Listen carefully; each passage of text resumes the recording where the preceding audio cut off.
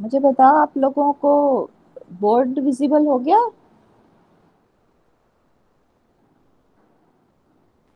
Yes ma'am, हो गया ma'am. तो देखो, यस कल मैम। हमने अपना कार्नोट साइकिल कंप्लीट कर लिया था, उसका डेरिवेशन कंप्लीट कर लिया था और एफिशिएंसी की वैल्यू निकाल ली थी, है ना। एफिशिएंसी का फॉर्मूला डिराइव कर लिया था। क्या आया था एफिशिएंसी का formula? Eta is equal to T2 minus minus. T1 divided by T2, है ना। अब कार्नोट ने इसी फॉर्मूले को स्टडी किया, ठीक है, इसी इसी को और समझा और क्या किया, उसके बेसिस पर एक थ्योरम डिराइव करी। देखो, उसने थ्योरम कैसे डिराइव करी, उसने देखा कि एफिशिएंसी थी रिवर्सिबल हीट इंजन की, ठीक है। हमारा जो भी रिवर्सिबल हीट इंजन था उसकी एफिशिएंसी का अगर हम फॉर्मूला स्टडी करें, ऑब्जर्व करें, तो वो किस पे डिपेंड करता है? सिर्फ सोर्स के टेम्परेचर पे और सिंक के टेम्परेचर पे, इन्हीं चीजों पे, इन्हीं दो पे डिपेंड कर रहा है सिर्फ। देखो, क्योंकि फॉर्मूले में सिर्फ टेम्परेचर वाली टर्म्स आ रही है ना। एक T2 सोर्स का टेम्परेचर है, T1 सिंक का टेम्परेचर है। कोई भी जो हमारा वर्किंग सब्सटेंस है या जो भी हमने हमारे सिस्टम में गैस फिल की थी, उसका हमारे पास कोई टर्म नहीं आ रही जिसको हम ये कह सकें कि भाई वो उस पर डिपेंड करता है। इसका क्या मतलब हुआ कि आपका जो एफिशिएंसी है किसी भी हीट इंजन की, वो इंडिपेंडेंट हो गई नेचर की, नेचर से, किस उसके वर्किंग सब्सटेंस के। मतलब आप चाहे अपने सिस्टम में हाइड्रोजन ले, हीलियम ले, ऑक्सीजन ले, नियोन ले, कोई भी गैस ले, उसके नेचर पे डिपेंड नहीं करेगी एफिशिएंसी। सिर्फ किस बात पे डिपेंड करेगी? सोर्स और सिंक के टेम्परेचर पे, ठीक है। फिर हमने देखा कि जब आपने कार्नोट साइकिल करी थी तो उसमें चार प्रोसेसेस थी। दो तो थी थर्मल, एक एक्सपेंशन, एक कंप्रेशन, है ना, और दो थी एडियाबैटिक वाली, वो भी एक्सपेंशन और कंप्रेशन। लेकिन जब हम लास्ट में नेट वर्क डन निकालते हैं तो एडियाबैटिक एक्सपेंशन वाली टर्म्स तो कैंसिल आउट हो जाती है ना। CV into T2 minus T1 वाली टर्म दोनों एडियाबैटिक के वर्क डन से आई थी, वो दोनों लास्ट में कैंसिल हो गई थी। अब आप लोगों को पता है कि अगर कोई भी रिवर्सिबल आइसोथर्मल एक्सपेंशन होता है तो वो क्या देता है? मैक्सिमम वर्क देता है। और हमारे साइकिल में, कार्नोट साइकिल में, वो किससे रिप्रेजेंट कर रहे हैं? A to B पाथ से है। सिमिलरली जब आपका रिवर्सिबल आइसोथर्मल कंप्रेशन होता है तो वो कैसा वर्क देता है? Minimum work. और वो किससे रिप्रेजेंट किया जा रहा है? C to D से, ठीक है। इन सब बातों को ध्यान में रखते हुए कार्नोट ने कार्नोट थ्योरम दी। देखो क्या कहती है Carnot theorem? The efficiency of A reversible heat engine depends only upon the temperature of the source and the sink and is independent of the nature of working substance, ठीक है। बिल्कुल हमारा जो formula आया उसे एक तरीके से वर्ड्स में लिख दिया कि किसी भी रिवर्सिबल हीट इंजन की एफिशिएंसी सिर्फ सोर्स और सिंक के टेम्परेचर पे डिपेंड करती है और वर्किंग सब्सटेंस के नेचर से क्या है? इंडिपेंडेंट है। आई फर्स्ट डेफिनेशन आपको समझ में कार्नोट थ्योरम की? Yes ma'am. देखो फिर नेक्स्ट, इसी को हम दूसरी टर्म्स में भी कर सकते हैं, दूसरे वर्ड्स में बोले कि कोई भी रिवर्सिबल हीट इंजन हो, जब तक वो सेम टेम्परेचर रेंज में काम कर रहा है। सेम टेम्परेचर रेंज मतलब कि सोर्स का टेम्परेचर T2 है और सिंक का टेम्परेचर T1 है, ठीक है। और इस बात से सिर्फ ये दो पॉइंट हम नोट कर रहे हैं, बाकी हम कोई सी भी गैस लें, कोई भी वर्किंग सब्सटेंस लें, उससे हमें कोई फर्क नहीं पड़ रहा। तब तक उस रिवर्सिबल हीट इंजन की एफिशिएंसी क्या रहेगी? सेम रहेगी। किसी भी रिवर्सिबल हीट इंजन की एफिशिएंसी कब चेंज होएगी? जब आपके सोर्स का और सिंक का टेम्परेचर डिफरेंट होगा। चेंज होगा। और reversible heat engines working between the same two temperature have the same efficiency. I ये वाली डेफिनेशन समझ में?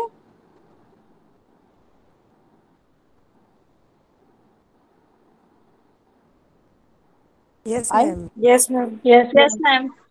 ओके, चले आगे। Yes ma'am. Yes ma'am. देखो अभी हमने जो अपनी एफिशिएंसी का फॉर्मूला था, ड्राइव किया था, वो ये था, नीटा is equal to T2 minus T1, है ना। अगर मैं T2 को सेपरेट सेपरेट लिख दूं, देखो T2 बाय T1 क्या बन जाएगा, 1 माइनस T1 बाय टू। अब आप इसे ध्यान से देखो कि हम इसकी वैल्यू चाहे कितनी छोटी हो, लेकिन वो 1 में से कुछ ना कुछ सब्ट्रैक्ट होगी। मान लो चाहे इसकी वैल्यू आए 0.001, तो भी 1 में से तो कुछ ना कुछ सब्ट्रैक्ट होगा ना, मतलब ये जो वैल्यू है वो 1 में से कुछ ना कुछ कम करेगी। इसका मतलब नीटा की वैल्यू हमेशा 1 से कम ही आएगी, क्योंकि देखो 1 में से कुछ ना कुछ सब्ट्रैक्ट हो रहा है, तो नीटा की वैल्यू हमेशा आएगी 1 से कम। तो इससे हमें क्या पता चला कि किसी भी हीट इंजन की एफिशिएंसी हमेशा यूनिटी से 1 रहेगी। Efficiency of A heat engine always less than unity. ये बात समझ में आई। Yes ma'am.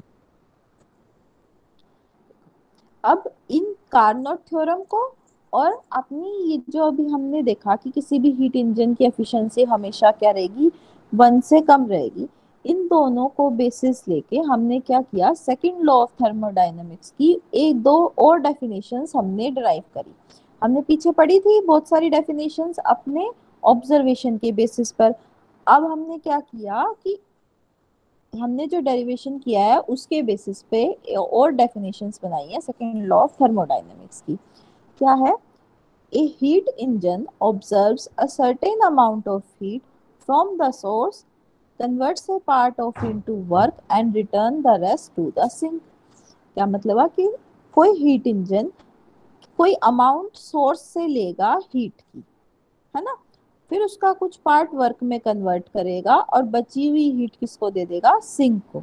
देखो कार आप ध्यान आपने मन में कार्नोट साइकिल को इमेजिन करो, और देखो यही तो करते हैं। सबसे पहले हम क्या करते हैं, सोर्स पे सिस्टम रखते हैं, T2 टेम्परेचर होता है सोर्स का, वो Q2 हीट ऑब्जर्व करता है, फिर कुछ ना कुछ वर्क वर्क करता है, और रेस्ट किसको दे देता है, सिंक को। रेस्ट हीट किसको दे देता है, सिंक को, सिंक को। है ना। अब यस मैम। इसकी अगर हम देखो इसी को दूसरी डेफिनेशन डिराइव करें या और अलग वर्ड्स में कहें, तो देखो क्या होता है, it is impossible to convert heat completely into work. इसका क्या मतलब, कोई भी हीट इंजन पूरी की पूरी अमाउंट ऑफ हीट को वर्क में कन्वर्ट नहीं कर सकता, उसे कुछ ना कुछ सिंक को देना पड़ेगा। और इसलिए हमारी एफिशिएंसी हमेशा 1 से क्या आ रही है, कम। कम आ रही है। वेरी। अब देखो हम नेट वर्क डन हमें जब डिफाइन करना होता है तो हम कैसे करते हैं कि मैम कितनी आपकी अमाउंट। डबल आवाज आ रही है। मेरी डबल वॉइस आ रही है। No ma'am. यस मैम, बार बार में रिपीट हो रही है। बेटा आप लोग अपना माइक एक बार सब म्यूट करो, अब नहीं आएगी डबल वॉइस आप लोगों को। ओके मैम, अब ठीक आ रही है मैम। हाँ, अपना माइक म्यूट रखो, जब मतलब आंसर करना हो ना तब ऑन करो, फिर वापस म्यूट कर दो, ठीक है। देखो हम कोई भी हीट ऑब्जॉर्व होती है सिस्टम से, वो नेट हीट एब्जॉर्ब किसके इक्वल होती है, नेट वर्क डन के इक्वल, है ना। अगर इस टर्म में हम अपना वर्क डन डिफाइन करें तो क्या होगा, Q2 हीट एब्जॉर्ब करी, Q1 सिंक को दे दी, है ना, तो जो उन दोनों का डिफरेंस बचा वो किसके इक्वलेंट हो गया, वर्क के इक्वलेंट। तो वर्क का फॉर्मूला क्या बन गया, Q2 माइनस Q1। अब आपने जब एफिशिएंसी डिराइव की थी तो हमने वर्क यही फॉर्मूले से डिराइव की थी, W बाय Q2। अब अगर हम W की ये वाली वैल्यू यहाँ पुट कर दें, Q2 minus Q1 divided by Q2, तो हमारे पास ये एक और नया फॉर्मूला आ गया किसका, एफिशिएंसी का। अब आप लोगों के पास 3 फॉर्मूले हैं एफिशिएंसी के, और ये तीनों बहुत इंपॉर्टेंट है, इन्हीं तीनों से न्यूमेरिकल आते हैं, ठीक है। आए समझ में ये तीनों फॉर्मूले। Yes ma'am. Yes ma'am. देखो अब हम कुछ क्वेश्चंस करेंगे क्योंकि इनसे न्यूमेरिकल्स भी आते हैं और वो इम्पोर्टेंट भी हैं, आपके एंट्रेंस एग्जाम में आगे भी आ सकते हैं। देखो क्या कह रहा है, calculate the maximum efficiency of A steam engine operating between 110 and 25 degrees Celsius. What would be the efficiency of the engine if the boiler temperature is raised to 140 degrees Celsius, the temperature of the sink remaining the same? देखो इसमें दो cases है। पहला कह रहा है कि आप मैक्सिमम एफिशिएंसी कैलकुलेट कीजिए जब आपका इंजन कौन कितने टेम्परेचर पे वर्क कर रहा है, 110 डिग्री सेल्सियस और 25 डिग्री सेल्सियस। ठीक है, आपको मिल गए ये दो टेम्परेचर। अब आपका काम है आपको इन दोनों में से ये डिसाइड करना है कि सोर्स का कौन सा है और सिंक का कौन सा है।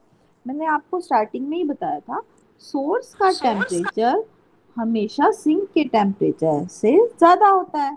तो ज्यादा वाला हो गया सोर्स का टेम्परेचर, कम वाला क्या हो गया, सिंक का टेम्परेचर। यानी 110 डिग्री सेल्सियस हो गया T2, 25 डिग्री सेल्सियस हो गया T1। ठीक है, यहाँ से हम निकालेंगे फर्स्ट केस की एफिशिएंसी। फिर क्या कह रहा है कि अब आप एफिशिएंसी निकालिए जब मैंने बॉयलर का टेम्परेचर इंक्रीज कर दिया 140 डिग्री सेल्सियस और सिंक का टेम्परेचर रखा सेम। आपको पता चल गया 140 डिग्री सेल्सियस सेकेंड केस में T2 टेम्परेचर है और T1 सिंक का टेम्परेचर क्या रहा, सेम 25 डिग्री सेल्सियस। सिंपली अब आपको क्या करना है, फॉर्मूला लगाना है और कैलकुलेट करना है। देखो जैसे फर्स्ट केस में T2 टेम्परेचर हमारा कितना आया, 110 डिग्री सेल्सियस। ठीक है, डिग्री सेल्सियस में अब उसे केल्विन में चेंज करना है तो हमें क्या करना पड़ेगा, 273 ऐड करना पड़ेगा। कितना बन गया, 383 केल्विन। सिमिलरली T1 टेम्परेचर किस में दे रखा है, सेल्सियस में, उसे भी केल्विन में चेंज करना पड़ेगा।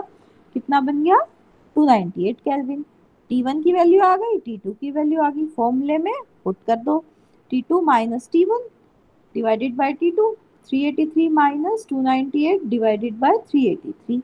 इसको सॉल्व करोगे तो आपका कितना आएगा, 0.22। अब अगर आपको एफिशिएंसी परसेंटेज में निकालनी है, किसमें निकालनी है, परसेंटेज में निकालनी है, तो आप क्या करोगे, 100 से मल्टीप्लाई कर दोगे। इसको 100 से मल्टीप्लाई करोगे तो कितना आ जाएगा, 22.2%। आया फर्स्ट केस समझ में? Yes ma'am. अब सिमिलरली हमें सेकंड केस करना है। सेकंड केस में सिर्फ क्या हो रहा है कि आपका सोर्स का टेम्परेचर चेंज हो गया। सोर्स का टेम्परेचर कितना हो गया है, 140 डिग्री सेल्सियस।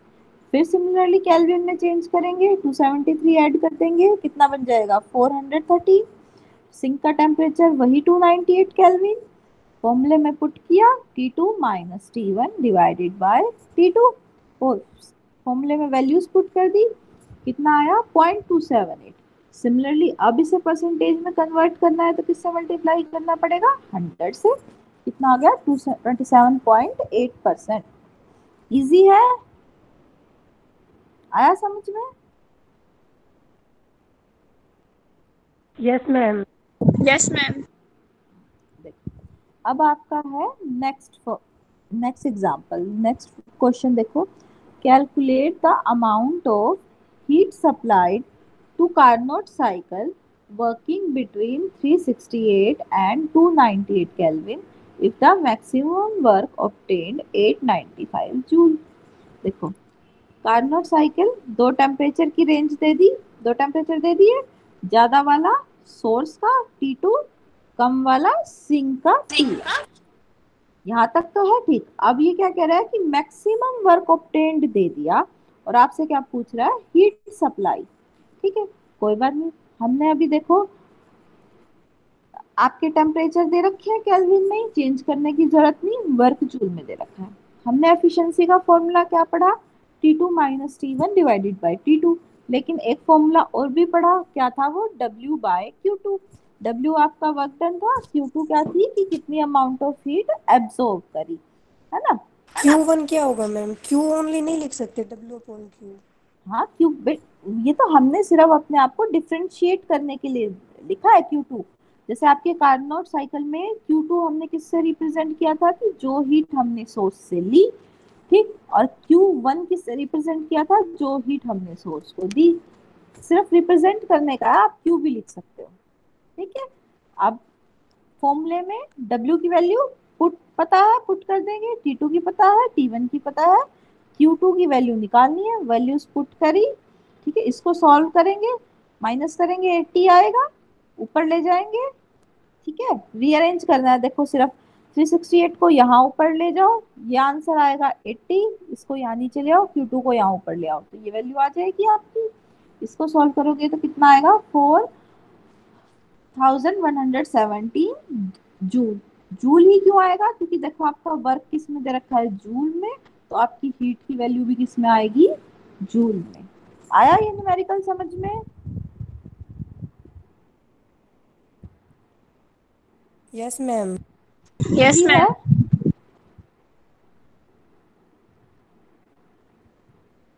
इजी से न्यूमेरिकल है। Yes ma'am. Yes ma'am. तो देखो यहाँ आपका कार्नोट साइकिल का पूरा जो क्वेश्चन है वो होता है कंप्लीट। ठीक है, ये आपकी पूरी एक डेरिवेशन है और सबसे इम्पोर्टेंट डेरिवेशन है। ठीक है, तो आप लोगों को इसको अच्छे से पढ़ना है। ये आपका एक बड़ा क्वेश्चन में आएगा, इम्पोर्टेंट भी है, आगे भी है, और मुझे पता चला ये आपके फिजिक्स में भी था। यस है मैम। है ना? तो देखो, एक क्वेश्चन आप लर्न करोगे, आपके 2 सब्जेक्ट में आपको बेनिफिट मिला, इसको अच्छे से कंप्लीट करना। ठीक है, और अगर इसमें कोई प्रॉब्लम है तो पूछो। नो मैम, कोई प्रॉब्लम नहीं है। सबको अच्छे से समझ समझ में आ गया? Yes yes ma'am. मैम।